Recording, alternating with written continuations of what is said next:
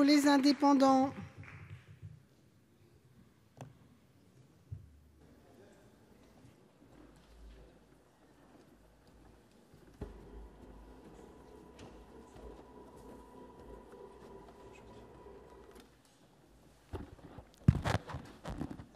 Madame la présidente, monsieur le ministre, monsieur le président de la commission des finances, monsieur le rapporteur général, mes chers collègues, l'examen du premier projet de loi de finances d'un quinquennat est un événement d'une grande importance pour la Nation parce qu'il détermine d'emblée les principales orientations du gouvernement, et ce pour 5 ans.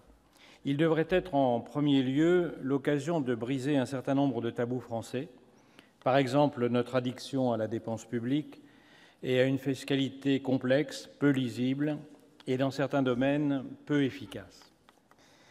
Il doit ensuite ouvrir des pistes de réflexion pour l'avenir en préparant des réformes difficiles mais nécessaires qui ont été trop longtemps repoussées.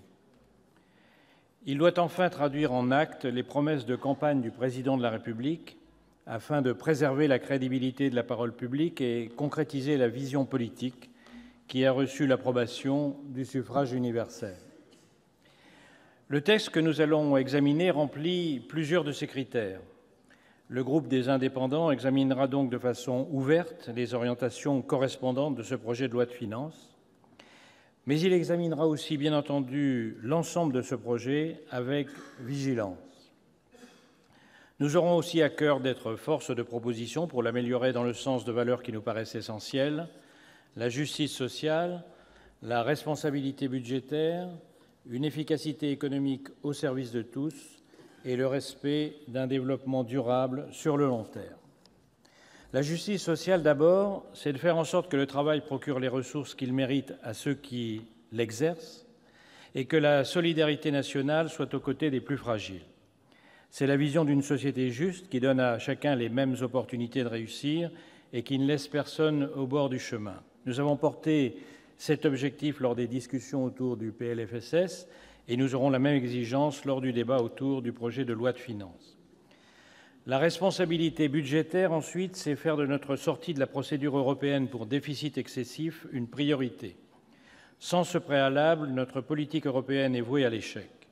Malgré les efforts consentis dans le projet de loi de programmation et dans ce projet de loi de finances, le différentiel de trajectoire avec l'Allemagne est préoccupant, tant en matière de dépenses publiques que de désendettement. La Commission européenne a rappelé hier les interrogations qui pèsent sur l'évolution de notre effort structurel.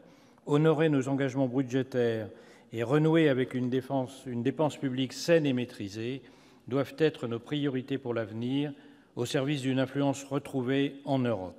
Sans crédibilité budgétaire, il n'y aura pas de crédibilité politique. L'efficacité économique, en troisième lieu, c'est rompre avec une logique punitive qui considère que l'argent est mieux utilisé par l'État que par les acteurs économiques. Il faut rendre aux entrepreneurs français la volonté d'investir dans l'innovation, dans la créativité et dans l'emploi en France. Ce projet de loi de finances contient des mesures qui vont dans ce sens et nous ferons nous-mêmes des propositions pour restaurer la confiance des acteurs économiques et l'attractivité du territoire. Enfin, un développement durable, c'est admettre une nécessité impérieuse pour notre société et pour notre planète, mais également saisir les opportunités économiques de l'avenir. Ce premier budget du quinquennat doit être l'occasion de préparer la transition de notre économie vers un modèle de production et de consommation plus responsable. Dans le cadre de ce PLF, nous aurons l'opportunité de réformer la fiscalité énergétique et d'introduire des incitations nouvelles à l'innovation. Dans le cadre des discussions autour de ce projet de loi de finances, nous serons particulièrement vigilants, enfin, au sort réservé aux collectivités territoriales. Le gouvernement s'est employé cette semaine à rassurer les maires sur ses intentions. L'intervention du Premier ministre a permis de clarifier un certain nombre de questions. Le Président de la République s'exprime en ce moment même devant le Congrès des maires à la porte de Versailles. Néanmoins, plusieurs points demeurent encore flous ou imprécis, et notamment les mécanismes de contractualisation proposés. Sans faire au Président de la République un mauvais procès sur d'éventuelles velléités recentralisatrices, notre groupe et l'ensemble de cette Assemblée seront attentifs à préserver la liberté d'action des collectivités qui agissent au plus près des Français, à leur service au quotidien. Pour conclure, le groupe des Indépendants veillera à ce que les principes que j'ai évoqués soient inscrits dans ce texte et nourrissent nos débats. Nous participerons aux discussions avec un esprit constructif et nous aurons à cœur d'être force de proposition.